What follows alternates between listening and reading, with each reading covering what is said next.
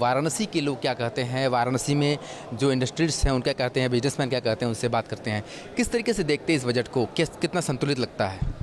कि बजट तो infrastructural development पे फोकस दिख रहा है और एग्रीकल्चर इंडस्ट्री पे फोकस दिख रहा है। मैं टूरिज़्म इंडस्ट्री से हूँ, तो टूरिज़्म इंडस्ट्री में रिलीजियस टूरिज़्म पे गवर्नमेंट का फोकस है और रिवर टूरिज़्म के लिए कुछ टैक्स रिबेट वगैरह आई है जी। क्या लगता है महिलाओं की जो स्टैम्प ड्यूटी कम की गई है, कहीं ना कहीं से कैंसर की दवाई सस्ती हुई है, मोबाइल चार्जर सस्ते हुए हैं, इसका कुछ फ़र्क पड़ेगा? ओवरऑल देखें तो नो डाउट जहाँ जहाँ नीड है वहाँ पे फ़र्क पड़ेगा। हमारी इन्वेस्टमेंट फिर डिस्करेज हो रही है। अब जैसे इस बार बजट में क्या हो गया कि long term capital gain, short term capital gain के रेट्स को अपलिफ्ट कर दिया गया है। तो कहीं ना कहीं आज की यूथ है जो कि मोर ऑफ म्यूचुअल फंड और शेयर्स में इन्वेस्टमेंट में बिलीव करती है। अगर उसके भी रेट्स बढ़ जाएंगे, सेम टाइम पर हमें अगर इन्वेस्टमेंट की छूट नहीं मिलेगी, तो कहीं ना कहीं ये यूथ के लिए थोड़ा डिस्करेजिंग बजट है अगर इनकम टैक्स के पॉइंट से देखें। बट हाँ, अगर कैंसर फैसिलिटी में हम लोग को कोई रिलीफ मिलती है या मतलब कहीं कहीं नीडी लोगों को ये रिलीफ मिल रही है तो it's very good. But at the same point मेरे को अब लगता है कि सरकार को ये जेंट्स और लेडीज़ वाले बाइफर्केशन से थोड़ा ऊपर उठना चाहिए and they should more think about कि ओवरऑल डेवलपमेंट कैसे होगी चाहिए। बिल्कुल। क्या लगता है सर आपको, ये जो आज का बजट आया है इसमें कई चीज़ें तो सस्ती की गई हैं, पर जो टैक्स स्लैब में बात की जा रही थी उसमें उतना ज़्यादा कुछ दिखाई नहीं दिया है, क्या लगता है? नहीं, टैक्स स्लैब में दिखाई गया। देखिए, एक चीज़ हम वास्तव में बताएं तो इस जो एनडीए सरकार, मोदी सरकार की जो ये तीसरा 3.0 बजट है, तीसरे कार्यकाल का बजट है, वास्तविक रूप से ये एक विकसित भारत का दीर्घकालीन बजट है।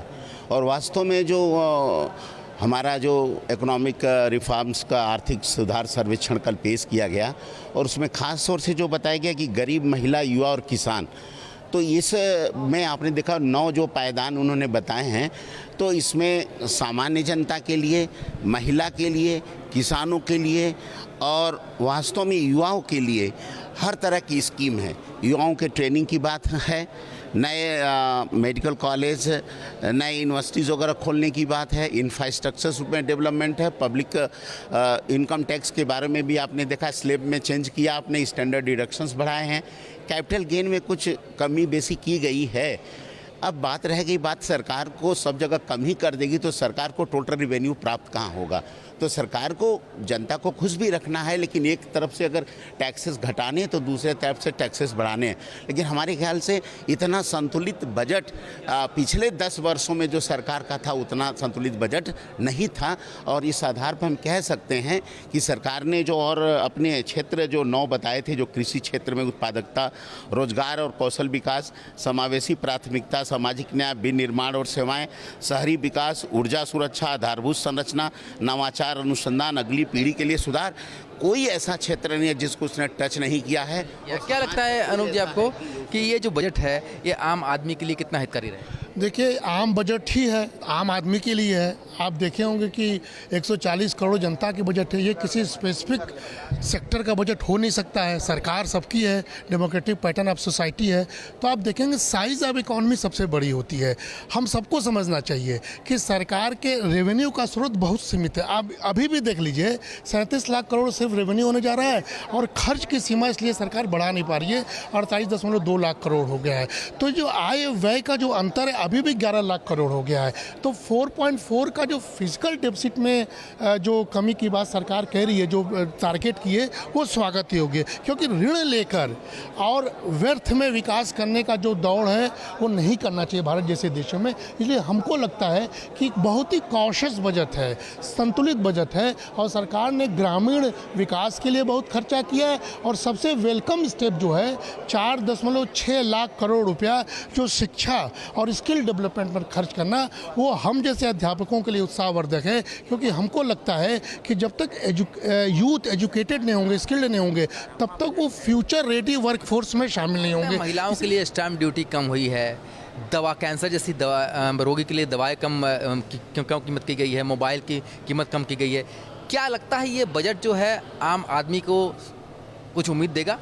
बिल्कुल देगा, क्योंकि जो सैलरी बेस्ड क्लास है उसको फ़ायदा मिलेगा, क्योंकि स्टैंडर्ड डिडक्शन जो है 50,000 से करके 75,000 कर दिया गया है, तो वहाँ भी हमारी किचन मैनेज करने में महिलाओं को सुविधा होगी। मिडिल क्लास के लिए भी यहाँ पर फ़ायदा होगा, इसके दूरगामी परिणाम होंगे। और किसी भी महिला के लिए उसके बच्चे की शिक्षा और उसके परिवार का स्वास्थ्य बहुत इंपॉर्टेंट होता है, और चिकित्सा, शिक्षा, स्वास्थ्य के लिए यहाँ पर एक अच्छा प्रावधान किया गया है कि कई ग्रामीण क्षेत्रों में, छोटे गाँवों में, छोटे शहरों में मेडिकल कॉलेजेस और सरकारी नर्सिंग कॉलेज, फार्मेसी कॉलेज वगैरह के लिए इंफ्रास्ट्रक्चर डेवलप करने के लिए अलॉटमेंट किया गया है बजट का।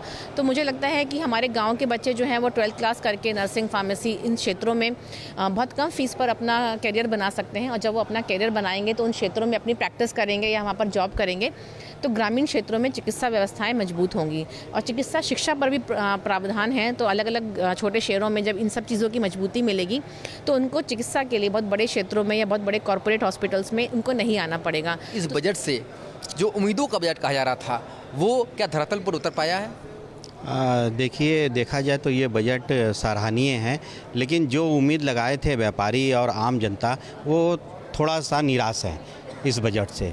और ये बजट आने वाले दिनों में, जैसा अभी मेरे वक्ता बता रहे थे, कि ये आगे कोई ना कोई सराहनीय कदम उठाएगा। तो फिलहाल इस बजट से लगातार हम लोगों से बात कर रहे हैं। लोगों का कहना है कि कई मामलों में ये बजट दूरगामी परिणाम लेकर आने वाला बजट है, पर कुछ लोग ऐसे भी हैं जो कह रहे हैं इस बजट से बहुत उम्मीदें थी पर उतनी उम्मीदें पूरी नहीं हुई हैं। वीडियो जर्नलिस्ट शिवम मिश्रा के साथ सुशांत मुखर्जी, न्यूज़ 8 वाराणसी।